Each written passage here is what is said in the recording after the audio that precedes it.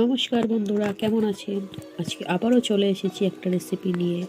সেটা হলো আলুর বিরিয়ানি।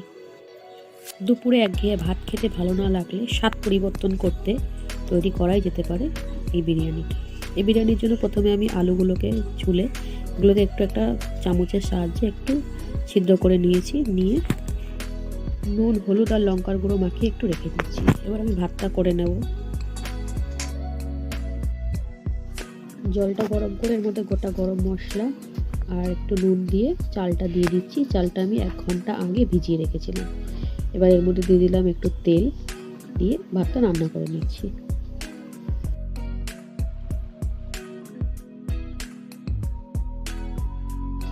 হয়ে এসছে, ভাতটা প্রায় 50% সেদ্ধ হয়ে গেছে। এইভাবেই নামিয়ে নেব, একটু শক্ত থাকবে। এরপরে আলুটা ভেজে নিচ্ছি। আলুটা একটু লাল করে ভাজতে হবে। লাল লাল করে ভাজা হয়ে গেছে, দেখতেই পাচ্ছেন। আলুগুলো তুলে নিলাম। এটার জন্য এবার একটা মশলা তৈরি করে নেব। এর জন্য নিচ্ছি রোজ ওয়াটার, কেওড়া ওয়াটার, ভিনিগার। এবার দিয়ে দিচ্ছি লঙ্কার গুঁড়ো, জিরের গুঁড়ো, ধনের গুঁড়ো, বিরিয়ানি মশলা, আদা রসুনের পেস্ট, নুন, হলুদ। একটু জল দিয়ে এটা গুলিয়ে পেস্টের মতন তৈরি করে নিচ্ছি। লাস্টে দিয়ে দিচ্ছি পেঁয়াজের বেরেস্তা। মশলাটা তৈরি হয়ে গেছে। এবার তেলের মধ্যে মশলাটা দিয়ে ভালো করে মশলাটাকে কষিয়ে নেব। হয়ে গেছে কষানো, দেখছেনই তেলও বেরাতে শুরু করেছে। এবার এর মধ্যে ভাজা আলুটা দিয়ে দিলাম। দিয়ে একটু আলুটাকে একটু সেদ্ধ করে নেব, সেদ্ধ করার মতো রান্না করে নেব। দিয়ে দিলাম গরম মশলা। ওটা খুব সুন্দরভাবে রান্না হয়ে গেছে। এবার আমি স্টিম করার জন্য বিরিয়ানিটাকে সাজিয়ে নেব। প্রথমে ঘি মাখিয়ে নিচ্ছি একটা পাত্রে। খুব ভালোভাবে ঘিটা গার্নিশ করে নিলাম। এরপরে দিয়ে দিলাম মশলাটা।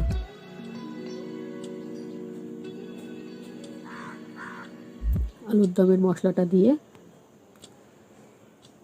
এবার এর মধ্যে দিয়ে দিলাম রাইস। তারপরে আলুগুলোকে সাজিয়ে নেব। এবার একটার পর একটা এবার আলু দিয়ে, তারপরে আবার পেঁয়াজের বেরেস্তা দিয়ে, মশলা দিয়ে, তারপরে আবার এর উপরে আবার একটা ভাতের লেয়ার দিতে হবে। এইভাবে পুরো বিরিয়ানিটা স্টিম করার জন্য সাজিয়ে নেব। দেখতেই পাচ্ছেন, স্টিম করার জন্য সাজিয়ে নিচ্ছি সব মশলা দিয়ে, পেঁয়াজের বেরেস্তা দিয়ে, বিরিয়ানির মশলা সবই দিতে হবে। এরপরে লাস্ট ভাতের লেয়ারটা দিয়ে দেবো।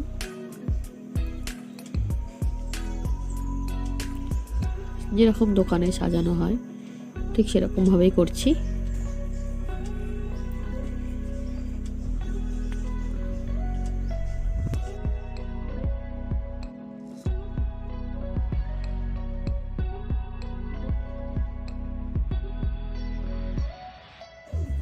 এরপরে দিয়ে দিলাম একটু রোজ ওয়াটার, একটু কেওড়া ওয়াটার, বিরিয়ানি মশলা। হয়ে গেছে সাজানোটা স্টিমের জন্য। এবার দিয়ে দিলাম ঘি, কিছুটা ঘি ওপর থেকে ছড়িয়ে দিচ্ছি। আর দিয়ে দিলাম দুধের মধ্যে আমি দিয়ে দিয়েছি একটু মিঠা আতর। দিয়ে আমি এটাকে চাপা দিয়ে দেবো একটু ভারী কিছু দিয়ে। আর চারিদিকে একটু আটা দিয়ে মুখটা এঁটে দিলে গন্ধটা বাইরে বেরাবে না। এখানে একটা কথা বলি, বিরিয়ানিটা যখন স্টিমে বসাবেন তখন একটা গ্যাসের ওপরে একটা লোহার চাটু দিয়ে তার ওপরে বিরিয়ানির পাত্রটা বসিয়ে স্টিম করবেন। আধা ঘন্টা মতন এটা একদম লো ফ্লেমে স্টিম করে নিলেই তৈরি ভেজ বিরিয়ানি বা আলু বিরিয়ানি। তৈরি হয়ে গেছে দোকানের মতন স্পাইসি একটা বিরিয়ানি রেসিপি। ভিডিওটা কেমন লাগলো জানাবেন। আর সম্পূর্ণ ভিডিওটা দেখার জন্য ধন্যবাদ।